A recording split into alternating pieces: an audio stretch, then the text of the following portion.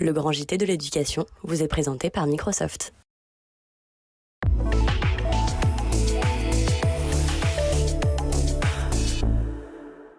Bonjour à tous et bienvenue dans le Grand JT. Tout de suite, le sommaire. Oui à la liberté garantie de recourir à l'IVG inscrite dans la Constitution. C'est un rendez-vous avec l'histoire, selon la formule, qui a eu lieu donc hier au Congrès à Versailles. Une avancée où la France se place comme pionnière, mais la lutte n'est longue et jamais terminée. On va en parler justement avec nos invités dans quelques minutes. Quel enfant n'a pas un jour été fasciné par l'espace? C'est pour satisfaire leur curiosité que la Cité de l'Espace à Toulouse propose une véritable éducation à ce qui est à la fois si loin et si proche. On va en discuter avec notre invité dans quelques instants. Dans sa chronique Vue à l'étranger, Guillaume Ouattara nous emmène en Chine, qui est devenu l'un des pays au monde où il est le plus cher d'élever un enfant. On verra tout cela avec lui. Guillaume, que l'on retrouve tout de suite pour l'actualité en bref. Bonjour Guillaume. Bonjour Virginie, bonjour à tous. Alors Guillaume, on ouvre ce journal avec ce chiffre tout à fait étonnant. Un jeune sur 5 ne sait pas reconnaître une courgette. Oui, c'est une information qui pourrait faire sourire si elle n'était pas affligeante et si elle ne posait pas énormément de questions sur l'éducation alimentaire des Français. Tout vient d'un sondage, d'une enquête Harris Interactive, les Français, l'alimentation quotidienne, qui analyse un petit peu les usages des Français. Bon, on n'apprend pas grand-chose de très étonnant. Les gens cuisinent peu, les gens cuisinent mal et les gens mangent mal. Voilà ce qu'il faut en retenir. Mais il y a un chiffre qui a tout particulièrement retenu notre attention, c'est ce chiffre. Donc, un jeune sur 5 ne sait pas reconnaître une courgette. Quand on montre une photo de courgette à des jeunes âgés de 18 à 24 ans, on parle même pas d'enfants, 18 à 24 ans, eh bien 18% d'entre eux pensent que c'est un concombre, 2% pensent même que c'est une aubergine. On ne sait pas trop ce qu'ils mangent à la maison. Voilà ce que dit la ministre déléguée chargée des entreprises, du tourisme et de la consommation, Olivia Grégoire, interrogée à ce sujet. L'éducation alimentaire est à la fois un enjeu d'égalité des chances, un enjeu de santé publique et un enjeu de pouvoir d'achat. Bon, il y a encore du boulot à faire et donc, pour être bien au clair avec tout le monde, on va regarder cette petite image, Virginie. Ceci est une courgette. Tout à fait. Ni un concombre, ni une aubergine, ni un Big Mac. C'est une courgette. Merci pour l'information, Guillaume. On poursuit direction Paris désormais, où des chefs d'établissement se sont réunis hier à Place de la Sorbonne. Leur objectif, alerter sur les menaces qu'ils subissent. Oui, souvenez-vous, la semaine dernière, un proviseur de lycée a été menacé de mort après avoir demandé à une jeune élève voilée de retirer son voile. Et bien donc, ces personnels de direction, ils se sont retrouvés hier. Ils étaient près de 140 personnels de direction, 160 même principaux de collèges et de proviseurs. C'est la moitié des personnels d'encadrement et de direction parisiens. Voilà ce que dit l'une des principales interrogées sur ce sujet. Nous nous rendons compte que notre métier devient de plus en plus compliqué. C'est sur France Info qu'elle l'a dit. De plus en plus difficile et parfois nous avons besoin d'un minimum de reconnaissance. Pour nous, c'est anormal de devoir aller au travail la peur au ventre. Ce n'est normal pour aucune profession et a fortiori pas pour la nôtre. La revendication, elle est très simple, elle est portée par le syndicat SNPDEN à Paris. Ce n'est pas une question de plus ou moins de règles, insiste le représentant, c'est une question de travailler collectivement à ce que les règles soient acceptées. On part en direction Grenoble où les syndicats sont vent debout contre Gabriel Attal. Le Premier ministre, donc, il l'accuse de népotisme. Oui, alors c'est une bien étrange affaire dont on va vous parler désormais. Népotisme, le mot est fort et il n'engage pour l'heure que l'intersyndicale du 38, donc, qui s'est réunie pour exposer les faits suivants. La veille des vacances de décembre 2023, apprend-on dans un communiqué de presse, Monsieur Bellido, professeur d'espagnol à la Cité internationale Europol de Grenoble, est appelé par le téléphone par le chef d'établissement. Il est malade et en arrêt et le proviseur lui signifie qu'il devra abandonner sa classe de seconde à la rentrée de janvier pour prendre une classe de 4e au collège. Donc ce que l'on comprend, c'est qu'en cours d'année, on lui change d'affectation. Et cet enseignant-là, alors qui explique qu'il est choqué par ce changement d'affectation, c'est une pratique qui n'est pas courante et pas acceptée, ou en tout cas qui est très encadrée, se rappelle qu'il a l'une de ses collègues, celle qui reprend sa classe de seconde, qui s'était plaint en début d'année d'avoir une classe de 4e et de ne pas avoir la classe de seconde. Elle avait demandé à changer de classe, mais c'était impossible. Le rectorat s'y était opposé. Et elle avait dit et menacé qu'elle irait plus loin. Le hasard, dit le communiqué, fait que la sœur de cette enseignante est députée des Hauts-de-Seine sur la circonscription de Gabriel Attal, siège qu'elle occupe alors qu'il est au ministère de l'Éducation nationale. On est, rappelons-nous, au mois de décembre. Bizarrement, la proviseure titulaire n'est pas celle qui a signifié la décision à Monsieur Bélideau. Coïncidence, elle est en arrêt depuis que l'ordre est venu d'en haut. Les accusations portées par cette intersyndicale sont très simples. Ils entendent que Gabriel Attal serait directement intervenu dans les choix d'affectation, ce qui est extrêmement rare. Népotisme donc, disent-ils, ce sont les propos du syndicat. Ils exigent en tout cas que le collègue soit rétabli dans ses droits et qu'il retrouve ses élèves et puisse finir l'année comme prévu. Pour l'heure, pas de réponse du côté du ministère, parce qu'il faut dire que si l'affaire était avérée, elle serait bien embêtante. Affaire à suivre donc. On termine ce journal avec ce scandale mis en lumière hier par un documentaire de l'émission Vert de rage sur France 5. 30% des écoles françaises comprendraient de l'amiante. Et avec tous les risques sanitaires que cela engendre, les risques notamment de développer des cancers, malgré une interdiction depuis 27 ans. Cette substance classée cancérogène est bien présente dans les murs des écoles, des collèges et des lycées. Alors dans les collèges et les lycées, la situation est plutôt bien gérée. En fait, on sait où sont situés les endroits où il y a de l'amiante et la consigne, c'est de pas percer dedans. Tant qu'on perce pas, il se passe rien. Dans les écoles primaires, la situation est plus compliquée. Et là, l'alerte, elle est donnée par l'ancien président de l'Observatoire national de la sécurité et de l'accessibilité des établissements d'enseignement, Jean-Marie Schleré. Voilà ce qu'il dit. La communication fonctionne mal alors qu'elle fonctionne très bien dans les collèges et les lycées avec les départements et les régions pour savoir où se situent les murs amiantés. Collège, ça dépend des départements. Lycée, ça dépend des régions. Mais les écoles primaires, eh bien, ça dépend en général des mairies avec des directions qui passent et qui n'ont pas forcément les informations. Au micro d'Europe 1, une ancienne directrice témoigne, et elle témoigne également dans ce documentaire, et elle est atteinte d'un cancer, un cancer sans doute lié à l'amiante. Voilà ce qu'elle explique. Lorsque j'étais directrice, j'ai reçu une commission de sécurité qui m'a dit surtout ne faites pas de trous. Ah bah il était temps de me le dire, ça fait déjà 10 ans que je suis dans l'école et que je fais des trous. Selon Santé publique France, chaque année, une soixantaine d'enseignants ou d'agents ayant exercé en milieu scolaire développent donc des cancers liés à l'amiante. Merci Guillaume. Soulagement général dans l'Hexagone hier. Le Congrès a institué l'inscription de la liberté garantie de recourir à l'IVG dans la Constitution, faisant donc de la France le premier pays au monde à l'y inscrire. Alors hier après-midi, place du Trocadéro, c'était la liesse. On va revenir ensemble avec nos invités sur ce moment historique. Allez, pour parler justement de ce moment historique, je suis ravie d'accueillir sur ce plateau Rachel Fleur-Pardo. Bonjour. Bonjour. Merci beaucoup d'être là à nouveau. Vous êtes avocate au barreau de Paris. Et Anne-Cécile Meffer, bonjour. Bonjour. Présidente de la Fondation des femmes. Merci beaucoup à toutes les deux d'être là. Alors pour les quelques-uns, peut-être qu'il en existe, mais qui n'auraient pas suivi l'actualité hier, reparlons. Le Parlement, donc, Congrès, donc Sénat et Assemblée nationale, a voté hier à une très très large majorité l'inscription du droit à l'IVG dans la Constitution. Au lendemain de cette journée donc historique, mais je pense qu'elle l'est pour vous deux, j'aimerais quand même évidemment une réaction. Est-ce que le réveil ce matin, Anne-Cécile Meffer, est un peu différent de celui des autres matins? Parce qu'il n'y a pas eu de matin, puisqu'il n'y a pas eu de nuit finalement. Si, j'ai quand même un peu dormi, mais c'est vrai que ce matin, je suis encore vraiment sur mon petit nuage.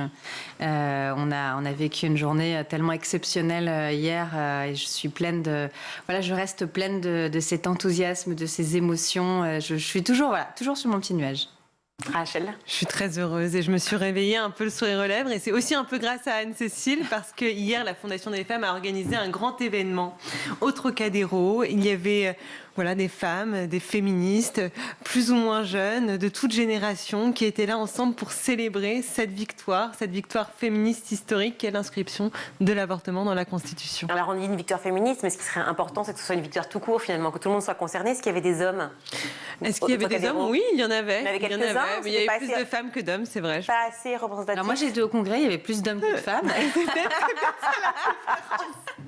Non, mais c'est bien de le noter quand même. Hein. Alors, je pense que c'est effectivement une victoire pour la société, le fait de pouvoir consacrer comme ça la liberté des femmes. Mais c'est quand même d'abord et avant tout des femmes qui sont concernées, des femmes qui sont dans ces luttes-là, même si elles sont soutenues par des hommes, c'est quand même des femmes qui ont œuvré, des parlementaires femmes qui ont œuvré aussi. Après, il faut noter que le président de la République a fait aussi son travail et l'a bien fait de reprendre la proposition de loi pour en faire un projet de loi et pour le mener jusqu'au bout et tenir sa promesse. Et le ministre de la Justice aussi a, paraît-il aussi, très bien œuvré pour défendre ce projet. Donc je crois que beaucoup de personnes ont œuvré, des femmes et des hommes. Et c'est aussi ça qui est beau dans ce qui s'est passé hier, c'est qu'en fait, ça fait très longtemps que j'ai pas senti ça, cette sorte de consensus, d'unanimité, de tout le monde qui a œuvré, tout le monde qui s'est bougé et un bonheur assez général. Mais ce que j'ai trouvé très beau, c'est en effet cette victoire collective et transpartisane qu'est cette inscription de l'IVG dans la Constitution. En effet, il y a des femmes qui ont été à l'initiative des parlementaires de premières propositions de loi, qui ont aussi bénéficié de l'élan que leur avaient donné peut-être des associations féministes, des activistes de la société civile. Mais derrière, c'est vrai qu'il y a aussi des hommes, et vous le citiez à l'instant, Anne-Cécile Maillefert, mais le président de la République, le garde des Sceaux, qui ont aussi soutenu cet effort, cet élan, et qui ont peut-être aussi aidé à convaincre ces autres hommes qui sont les sénateurs, parce qu'il faut rappeler que le Sénat qui s'est prononcé sur ce texte est encore aujourd'hui composé de 64% d'hommes. Donc en effet, si on n'avait pas réussi à convaincre aussi les hommes, on n'aurait pas réussi à faire voter cela. Et à la tête du Sénat, juste avant cette inscription, effectivement, Gérard Larcher qui disait encore il y a quelques jours, à peine une semaine, notamment chez Léa Salamé, dans quelle époque, qu'il était contre, évidemment, cette inscription. Alors ça veut dire que, quand même, il y avait un effort énorme. Est-ce que les sœurs, les femmes, tout l'entourage des sénateurs aussi, voilà, des groupes politiques ont été très motivés et porteuses? Il paraît qu'effectivement, dans le fait que finalement c'est passé au Sénat la semaine dernière, il paraît qu'effectivement certains sénateurs ont subi des pressions de leur entourage. Et très bien, moi je suis très contente qu'effectivement certains sénateurs qui rechignaient à voter l'IVG dans la Constitution aient eu peur des représailles. Il faut aussi mettre la pression, hein, on est obligé pour réussir à remporter de telles victoires, il faut aussi savoir affirmer ses points de vue et ses convictions. Et c'est formidable que ces femmes l'aient fait. Et c'est aussi une défaite du coup pour Gérard Larcher parce que je crois que là sur ce coup-là il s'est bien trompé. Alors j'aimerais qu'on revienne ensemble sur cette journée historique. On a parlé évidemment de cette fête au Trocadéro que vous avez initiée et de toutes ces femmes qui se réjouissaient, mais les hommes aussi, heureusement. Plein d'amis m'ont écrit en étant évidemment fous de joie de cette avancée historique. J'aimerais qu'on reparle de ce congrès. Vous étiez à Versailles hier, Anne-Cécile Maillefert ? Rachel Farpardo ? Non, j'étais place du Trocadéro. Mais vous avez suivi activement, sur un écran géant. Qu'est-ce que vous avez ressenti précisément avant même, évidemment, ce vote, quelques minutes avant ? Alors, toute l'après-midi déjà, c'est assez impressionnant d'être au Congrès à Versailles, dans ces lieux qui sont utilisés très très peu, hein, puisque il y en a eu, je crois que 17 des révisions constitutionnelles. Donc c'est très peu depuis 1958. C'est très cérémoniel, et donc ça nous met direct dans une ambiance. Ça nous rappelle à quel point ce qu'on est en train de vivre, c'est important. Ces cérémonies, le tambour, tout ça, ça nous met déjà dans une ambiance de quelque chose, voilà, d'un moment unique où toute la nation ensemble va se poser là pour se dire est-ce qu'on se fixe comme règle de vie commune le fait que les femmes sont libres de disposer de leur propre corps.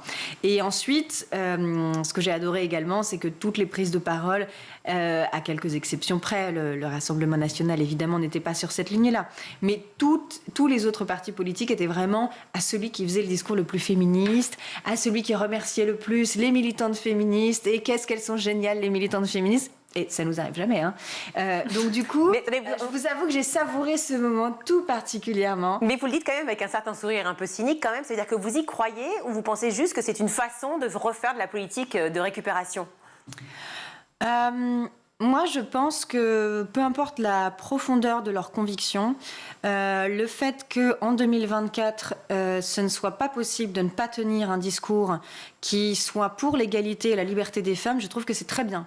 C'est-à-dire que finalement, même si certains n'étaient pas entièrement convaincus de ce qu'ils disaient, je préfère qu'ils tiennent ce genre de discours plutôt qu'ils tiennent un autre.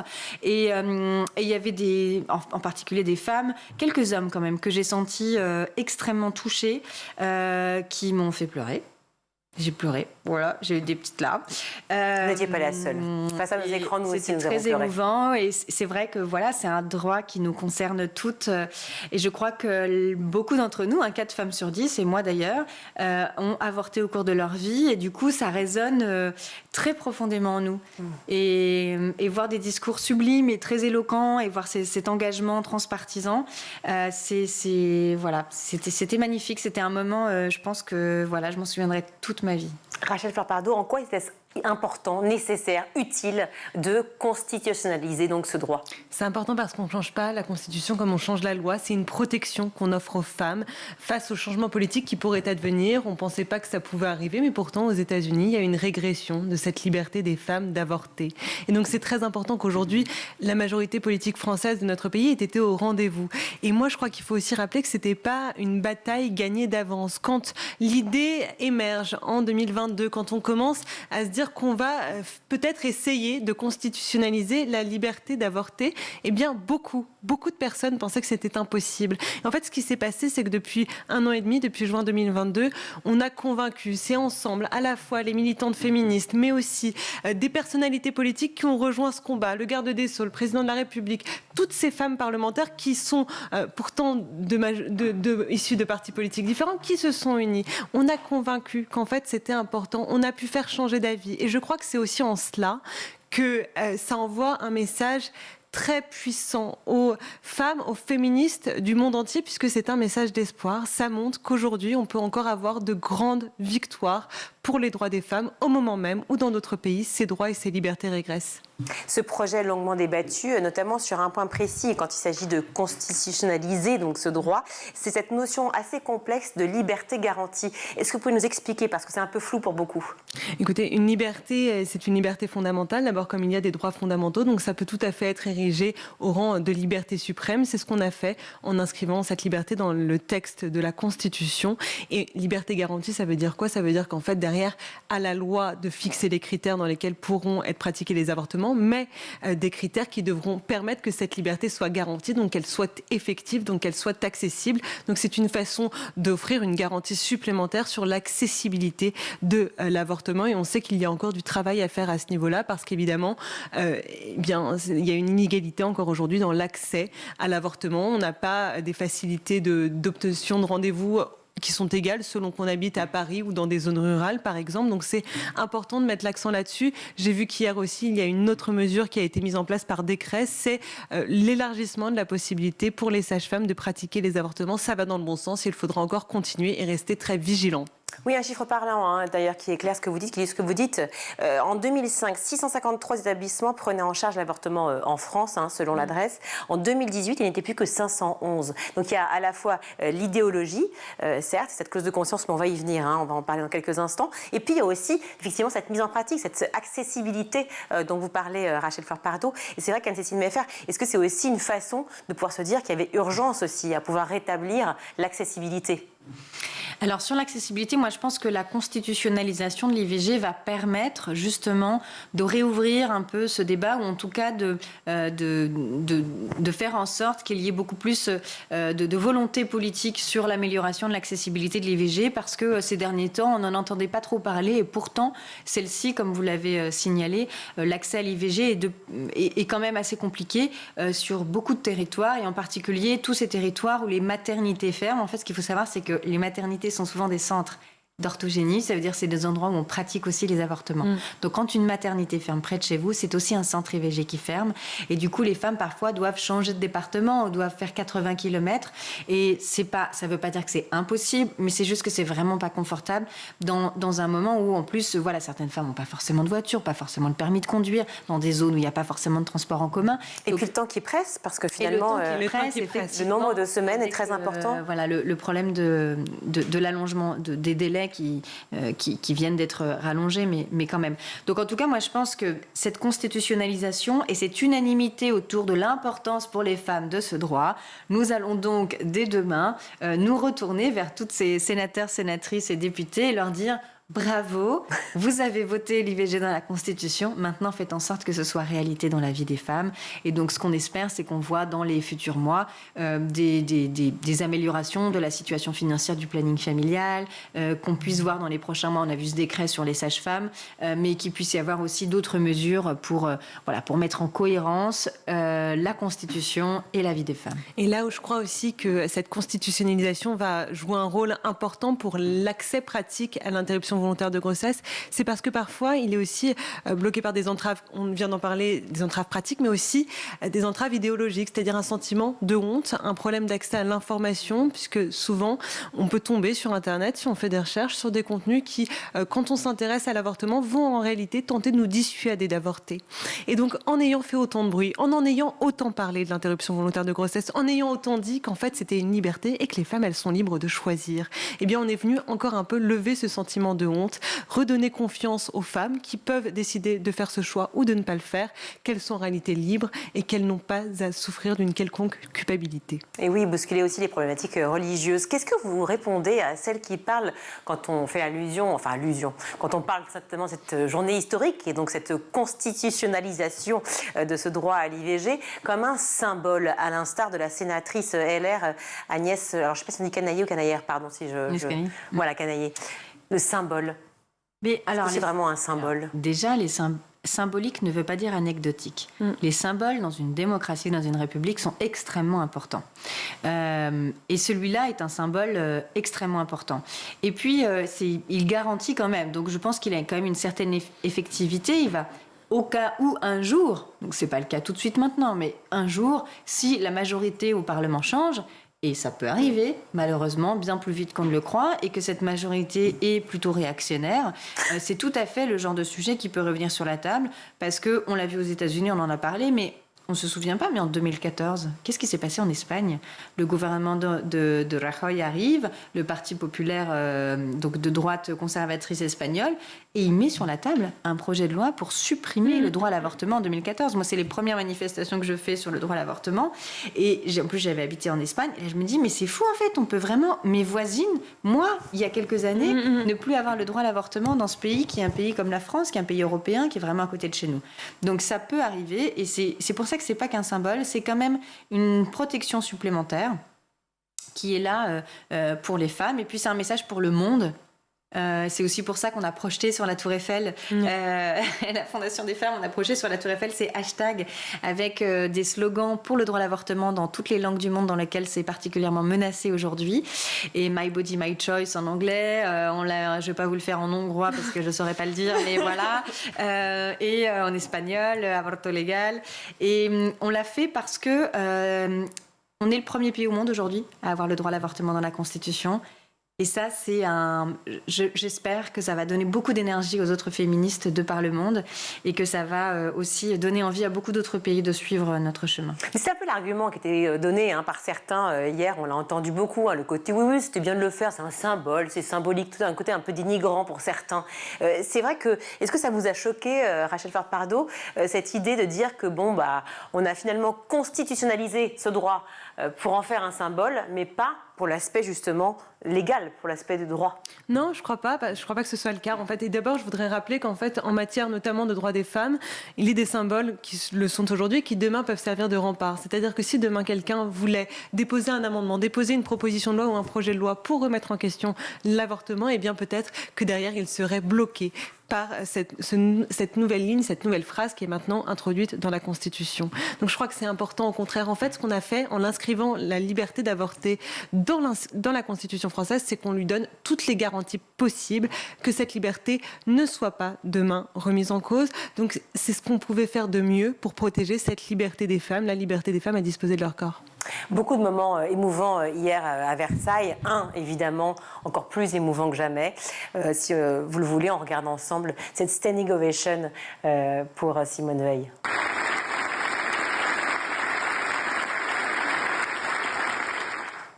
Vous le disiez, hein, Rachel Fleur-Pardo, c'est un combat qui se mène depuis très très très longtemps. Les images là, que nous avait envoyées Najat Vallaud-Belkacem hier, et beaucoup de femmes qui étaient présentes évidemment au Congrès. C'est un combat qui est porté depuis de très très très longues années. On pense évidemment à Simone Veil, mais aussi à nos mères, nos grands-mères, qui ont tenté aussi de pouvoir convaincre leur entourage, et même les femmes en politique. Oui, en fait, ce combat qu'on a mené aujourd'hui, notre génération, il s'inscrit dans la suite du combat féministe, de la grande histoire des combats féministes, et évidemment du combat qui a été mené par nos mères de grand-mères, par la génération de Simone Veil et de Lisa Halimi, qu'on a mené aujourd'hui, je crois, pour nos filles et pour nos petites filles demain. Et je crois que c'est assez beau quand on regarde cette continuité, quand on regarde aussi certaines personnes dire qu'en fait, à l'époque, elles n'imaginaient même pas qu'un jour ça pourrait être dans la Constitution. C'était quelque chose dont elles ne pouvaient même pas rêver, qu'en fait, on a dépassé leurs rêves. Je trouve ça assez extraordinaire. Ouais, c'était magnifique. Magnifique. Autre moment marquant, le sénateur Claude Maluret, qui est médecin de 25 ans à l'époque, qui prend la parole et témoigne devant les sénateurs et députés. Il dit « J'étais médecin-chef d'un petit hôpital dans un coin perdu d'un pays du Sud. Il a vu surgir dans son bureau une jeune femme, elle avait 17-18 ans peut-être, dont je me rappellerai toujours le visage, je cite, les joues rondes d'une adolescente, toute rouge et inondée de larmes, essoufflée, une expression mêlée de terreur et d'incompréhension dans le regard, les cheveux décoiffés, les vêtements de travers comme si elle venait de se débattre, les bras maintenus par 2 gendarmes qui l'encadraient et la poussaient dans la pièce sans ménagement. » Cette fille, évidemment, venait d'accoucher, elle avait enterré ce bébé dans son jardin et ça prouve encore une fois, certains l'ont vécu assez mal. C'est compliqué ce moment parce que peut-être d'autres se sont dit on mêle finalement les infanticides à l'avortement, mais c'est aussi une manière peut-être de rappeler que parce que l'avortement n'était pas autorisé et qu'il n'est pas encore pour beaucoup de femmes dans le monde, on disait à peu près 40% des femmes dans le monde, que finalement on arrive à ces drames-là. Oui, on arrive à ces drames-là. En fait, ne pas laisser les femmes libres de décider de leur propre corps, ce sont des drames au bout, des femmes qui meurent. Toutes les 8 minutes, je crois, une femme dans le monde meurt d'un avortement clandestin. Donc en fait, empêcher les femmes d'avorter, ça ne veut pas dire qu'elles ne vont pas avorter. Elles vont avorter, mais elles vont avorter effectivement peut-être très avancées dans leur grossesse. Elles vont avorter avec des instruments, avec je sais pas quelle décoction, potion. Elles s'empoisonnent en réalité. Elles se font des hémorragies. Enfin, c'est monstrueux ce qui leur arrive. Elles en meurent. D'autres vont en prison. Donc, en fait, le droit à l'avortement, c'est pas un petit droit. C'est vraiment, ça sauve des vies, ça sauve les vies des femmes. Et ça évite bien des drames. La problématique de la clause de conscience, ça a été aussi une des informations, en tout cas un des thèmes qui a été relevé pendant cette discussion sur ce projet de loi de constitutionnalisation. Je l'aurais dit plusieurs fois dans cette émission, ce terme de droit à l'IVG. Il y a encore des médecins qui, en fait, demandent, légitiment cette clause de conscience.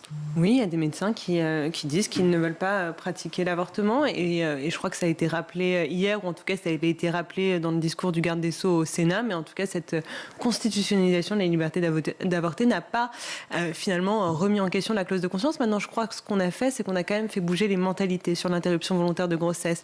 Et je crois que peut-être que demain, moins nombreux seront les médecins qui objecteront à l'avortement leur clause de conscience. Et je crois que c'est aussi en cela que les débats qui ont eu lieu cette dernière année et demie ont été très importants parce qu'on avait peut-être, en tout cas certains avaient encore des préjugés autour de l'IVG, on n'en parlait plus tellement, on prenait ça pour acquis et pour autant c'était pas accepté par un trop grand nombre de personnes et je crois qu'en parlant, en relayant des témoignages avec des pièces, une pièce de théâtre comme l'interruption, que j'ai eu la chance de voir d'ailleurs et que je vous invite à aller voir, eh bien on aide à faire bouger les mentalités sur la réalité de ce que c'est que l'interruption volontaire de grossesse et donc peut-être à faire changer d'avis.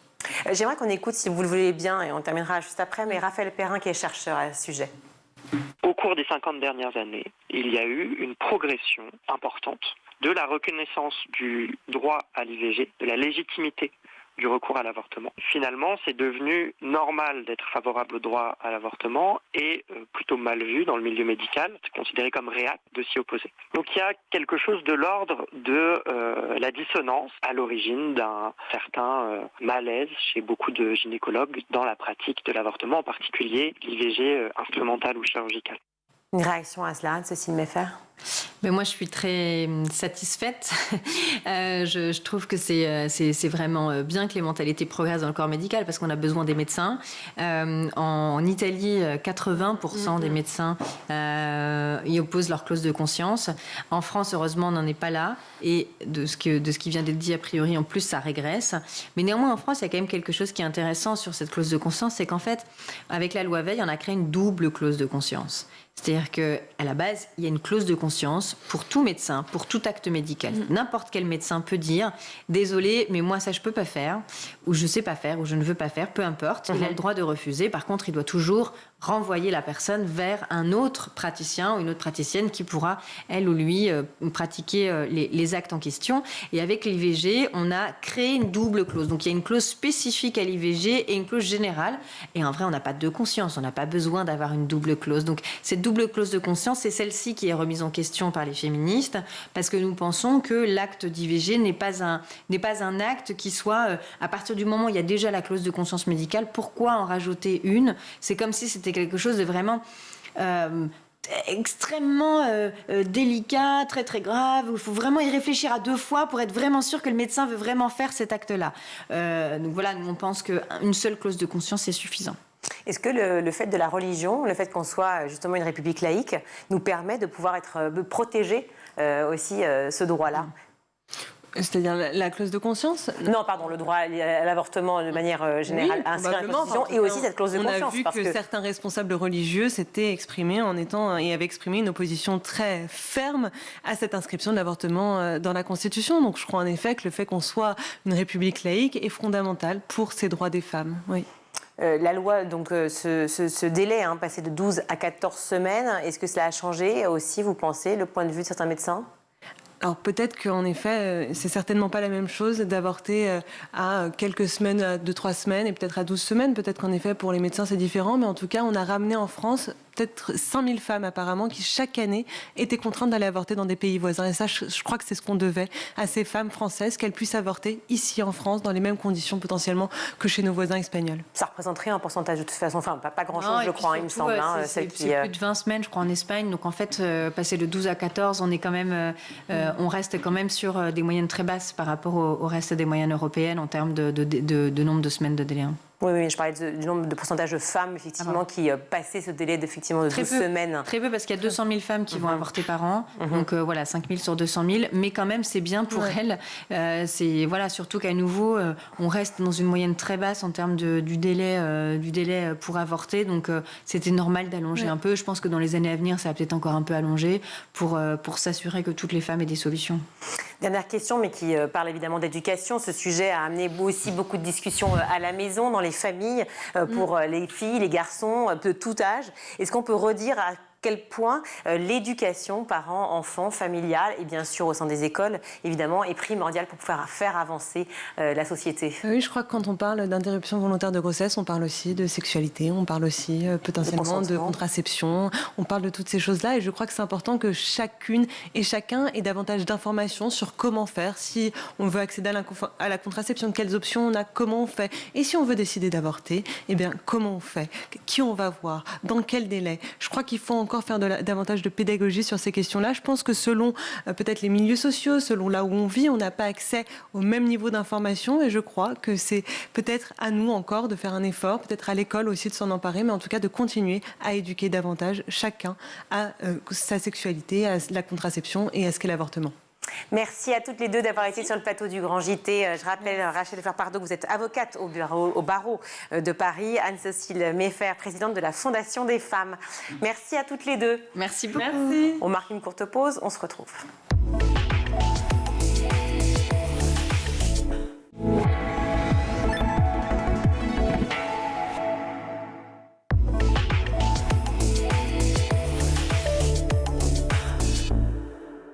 De retour dans le Grand JT d'éducation, je suis ravie d'accueillir Vanille Delfaux. Bonjour. Bonjour.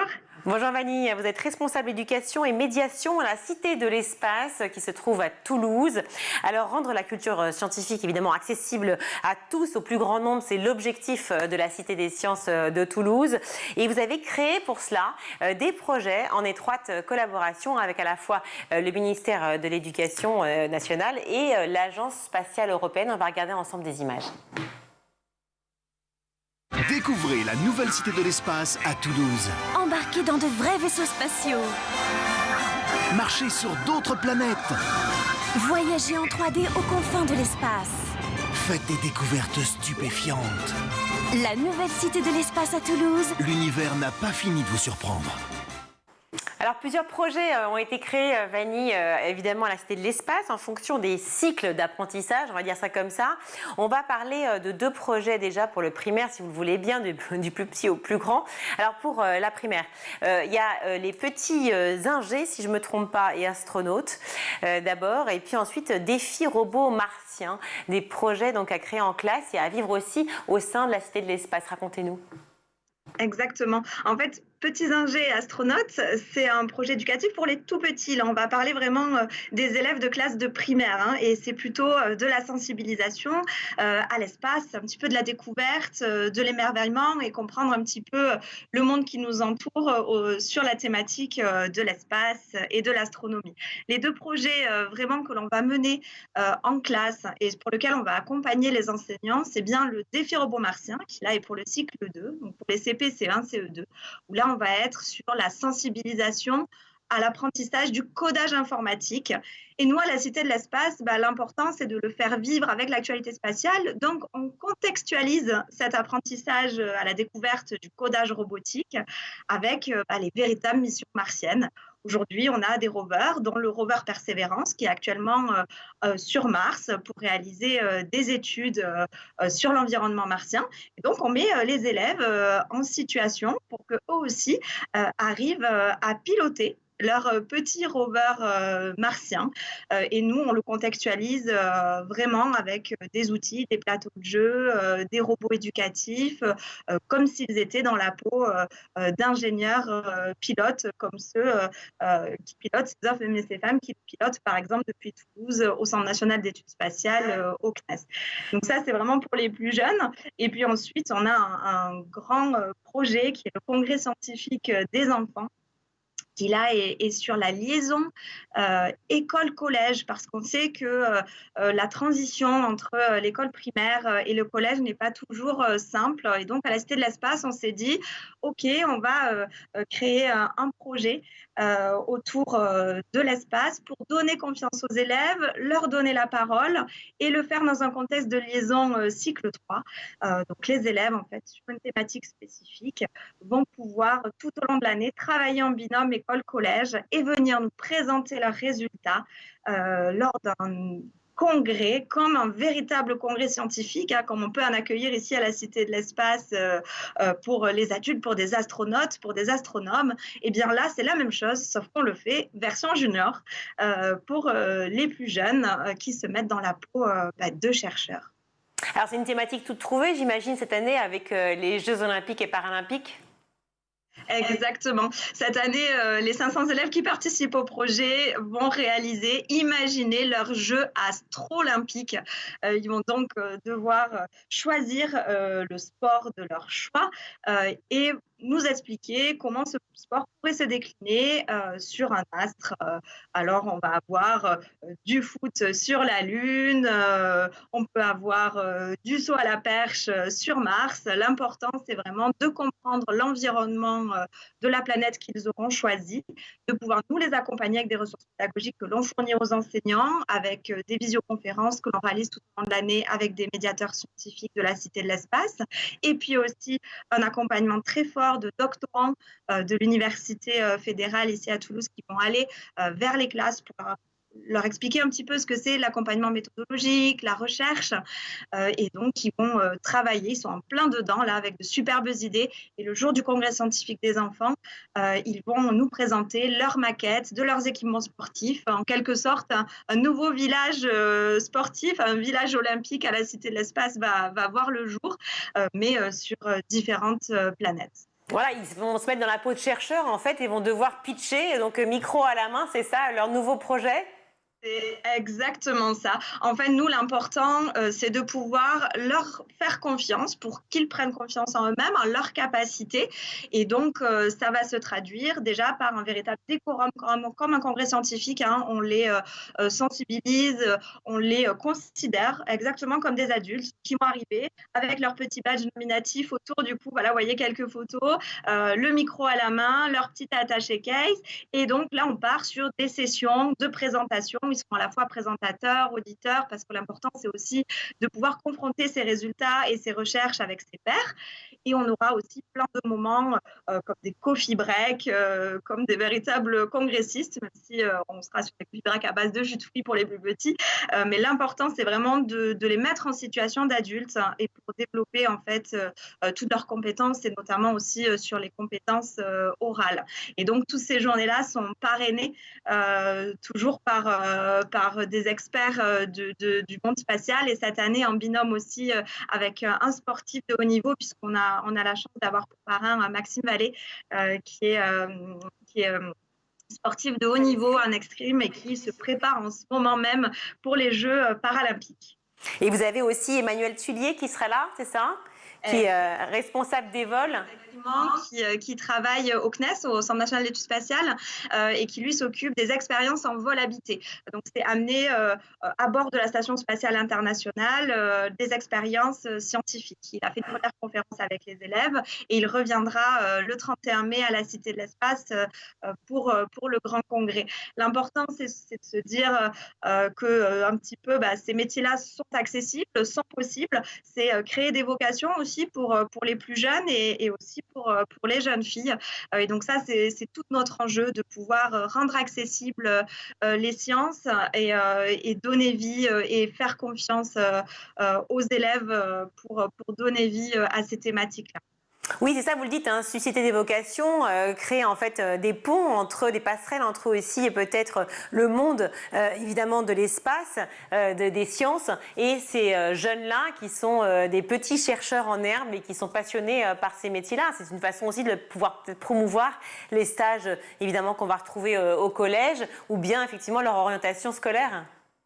Complètement. En fait, ces projets-là, ils sont, vous l'avez dit en tout début, ils sont très liés en partenariat avec le ministère de l'Éducation nationale, bien entendu.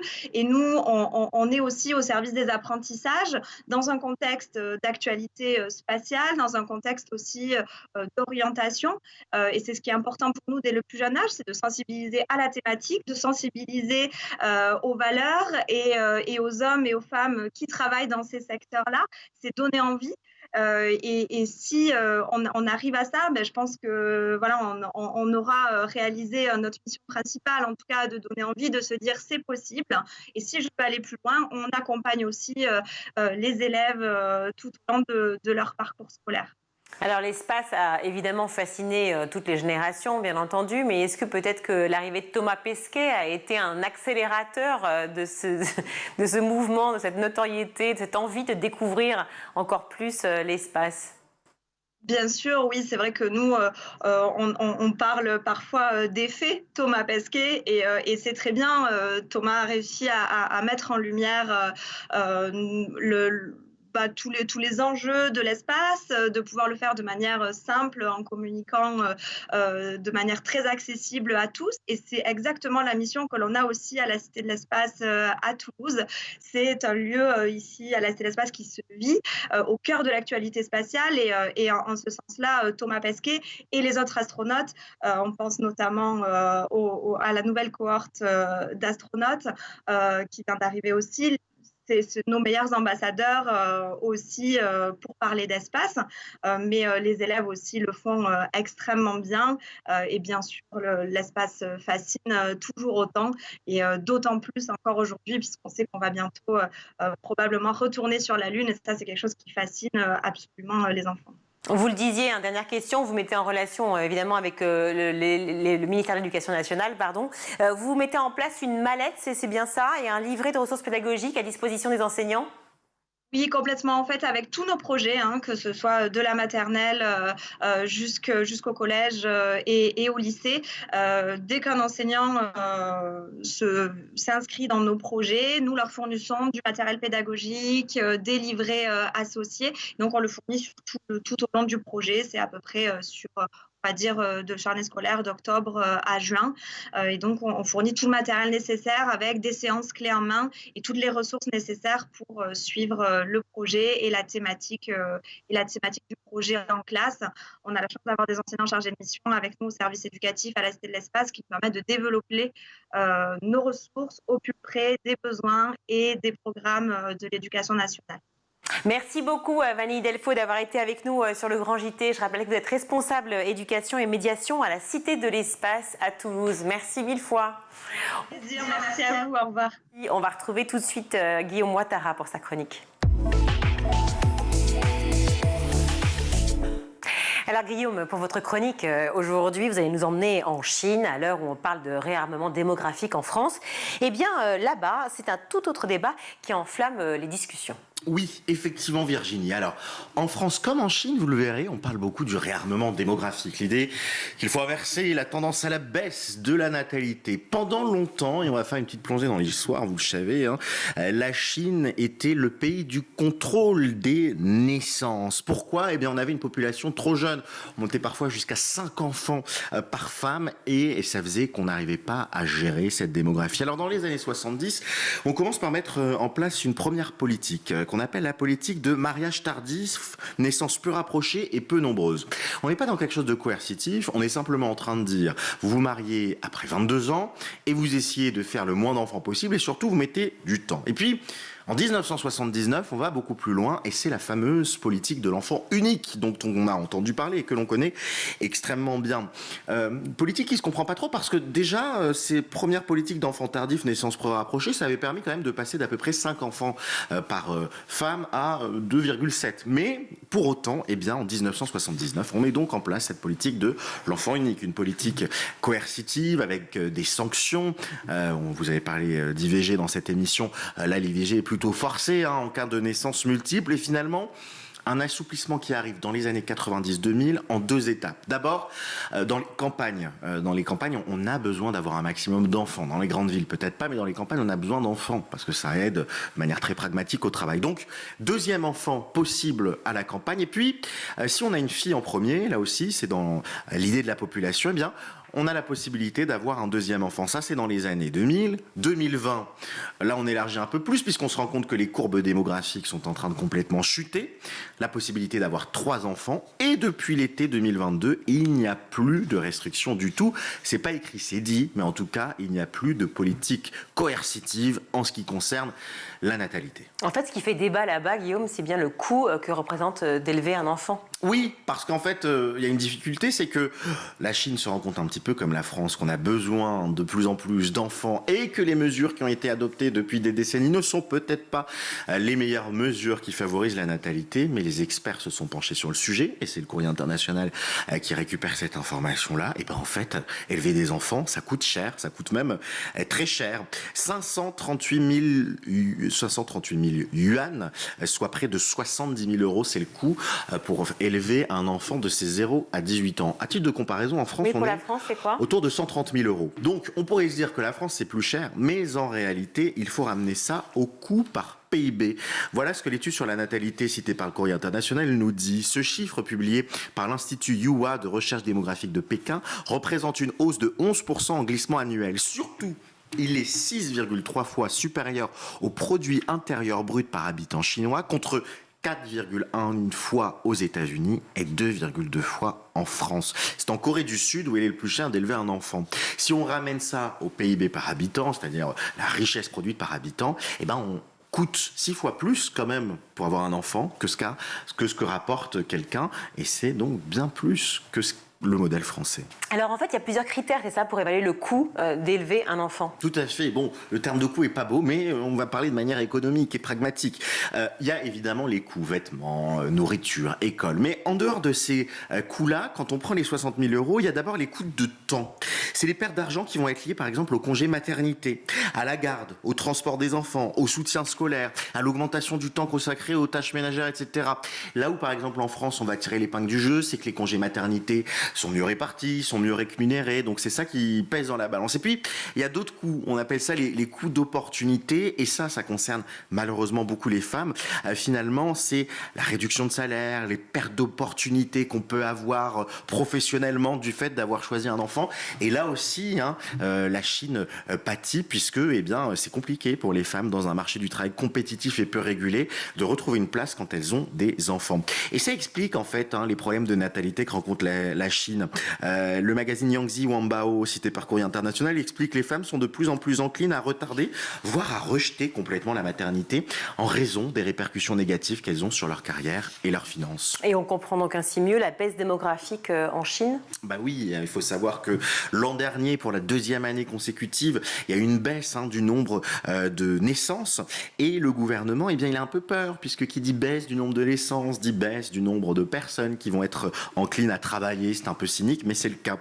Dans un rapport toujours cité par le Yangzi Wanbao, le quotidien chinois, l'Institut Yuhua assène clairement que la raison fondamentale pour laquelle la Chine a presque le taux de fécondité le plus bas du monde est qu'elle a presque le coût de fécondité le plus élevé au monde. Et ça, ça va peut-être avoir un impact sur le long terme, sur la croissance économique, la vitalité de l'innovation, l'indice de bonheur de la population et même le rajeunissement de la nation. On tord un peu le cou aux idées reçues. On a l'habitude de dire que la Chine, c'est un pays où on contrôle beaucoup les naissances, où il y a peut-être parfois trop de naissances. Les chiffres montrent qu'en fait, ça coûte cher d'avoir des enfants en Chine, pour toutes les raisons qu'on s'est dites, puisque ça empêche les femmes d'avoir un certain nombre d'opportunités. Et donc, à l'avenir, il risque d'y avoir toujours une baisse de natalité et une baisse de productivité, de compétitivité. On est loin du réarmement démographique français. C'est un sujet qui est aussi importé en France et dans beaucoup de pays du monde. On y reviendra évidemment dans le Grand JT. Merci beaucoup Guillaume. Tout de suite, on va retrouver Malika Ménard dans Souvenir des Colliers. Et cette semaine, son invitée est l'ancienne gagnante de la Star Academy, la chanteuse Anisha Joe. T'étais quel genre d'élève? Alors, quel genre d'élève j'étais? J'étais plutôt discrète.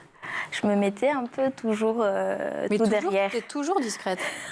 Je sais pas, mais à chaque fois, en fait, quand j'étais à l'école, à la fac ou au lycée, au collège, j'essayais toujours de me mettre tout derrière pour ne pas me faire remarquer. Et pourquoi?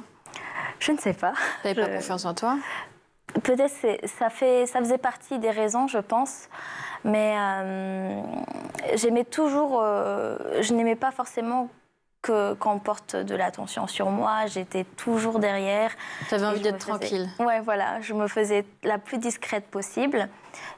J'étais aussi le genre d'élève à écouter, à juste écouter, observer et apprendre. Tu travaillais bien, tu avais des bonnes notes? Oui, je travaillais quand même assez bien. J'essayais de faire du mieux que je pouvais parce que pour moi, c'était une chance d'aller à l'école. Venant d'un pays qui, je dirais, a encore certaines difficultés dans l'accès à l'éducation. Tu mesurais ta chance d'apprendre. Exactement. Donc, j'écoutais, j'apprenais, j'observais et j'imprégnais en moi tout ce que j'apprenais. Donc voilà, j'étais ce genre d'élève. Discrète. Voilà. Attentive. Ouais, exact. Jusqu'à cette année, pas cette année, mais l'année scolaire que j'ai terminée, là, en Master 2. En France, donc? En France, oui. J'ai commencé à m'ouvrir un peu plus, je pense. Et d'ailleurs, du coup, tu n'avais pas d'amis à l'époque? J'avais pas beaucoup d'amis. Quand j'étais à la fac ou... Même au lycée, au collège? Collège, non, j'avais pas forcément beaucoup d'amis. J'étais aussi un peu solitaire. Mais t'aimais cette solitude? Ça m'allait. En fait, je sais pas, quand on est enfant, on ne sait pas forcément ce que les gens aussi pensent de nous. Donc, je me sentais pas forcément tout le temps intégrée. Et je pense que ça faisait partie du fait que ça me rendait un peu plus encore renfermée sur moi-même. Mais plus je grandis, plus je m'ouvre. Ça a dû être un bouleversement pour toi de faire la Star Academy. Ah oui, oui, oui. Pour moi, c'était la Star Academy. H24 avec... C'était le saut dans le vide. C'était mon premier saut dans le vide.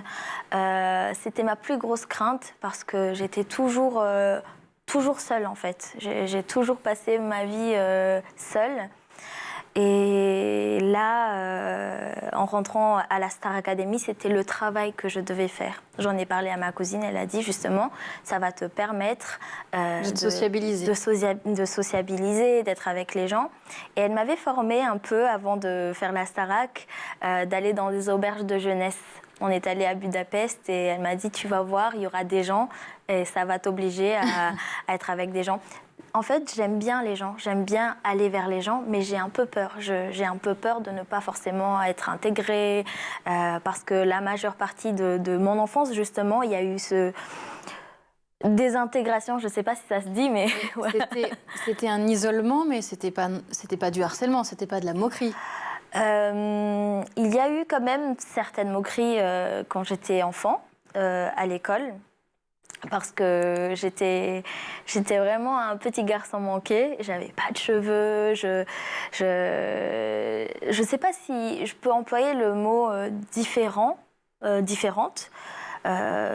sans prétendre que je suis différente ou quoi que ce soit. Tu te sentais différente ? Mais je me sentais quand même à l'écart des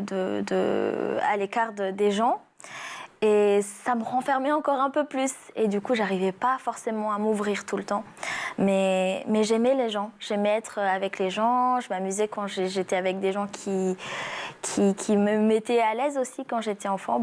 Je profite des moments avec eux. Mais là, cette année, en dernière année, c'était vraiment ma meilleure année en fait, en cours. Parce qu'après la Star Academy, qui était mon plus grand saut, j'ai vraiment oser un peu plus aller vers les gens. Je me suis dit, j'aime les gens, pourquoi je ne vais pas m'ouvrir un peu plus? Et du coup, j'ai passé ma meilleure année parce que j'ai rigolé à l'école, je rigole avec les profs. Ils avaient des choses à te dire, j'imagine, avec ce que tu venais de vivre. Aussi, mais ils m'ont vraiment considérée comme une personne normale. J'y tenais vraiment... à ce que je sois juste une simple étudiante qui vient faire des cours, pas juste une personnalité publique ou quoi que ce soit. Et vraiment, j'ai été respectée.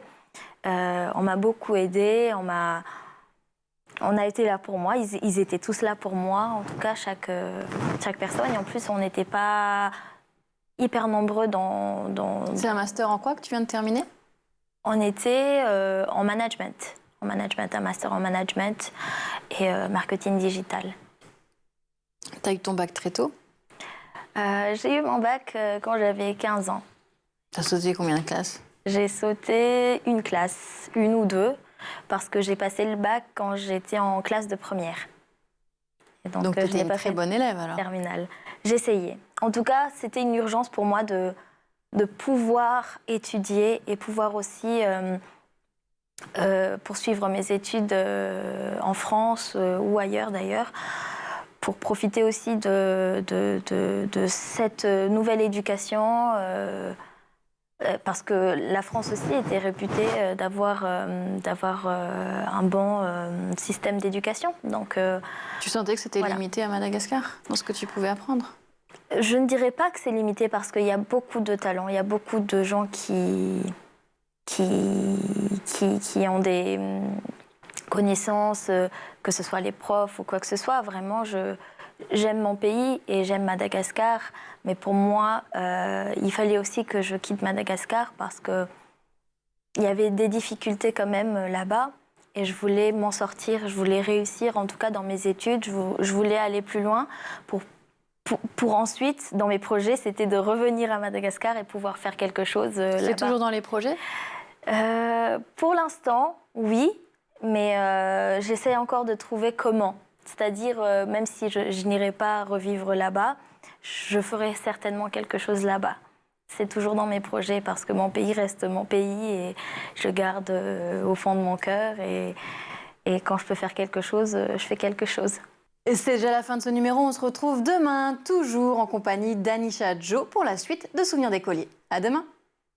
Merci beaucoup Malika, c'est la fin de cette émission. Merci à vous tous de nous avoir suivis. On se retrouve bien évidemment demain. Merci à toute l'équipe du Grand JT. Aujourd'hui à la réalisation c'est Angèle Jean-Girard, le son c'est Thibaut Gruy-Lafont, le maquillage Eva Troller et évidemment Laura Girard et Emma Ferret à la rédaction. Très belle soirée à tous. Ciao.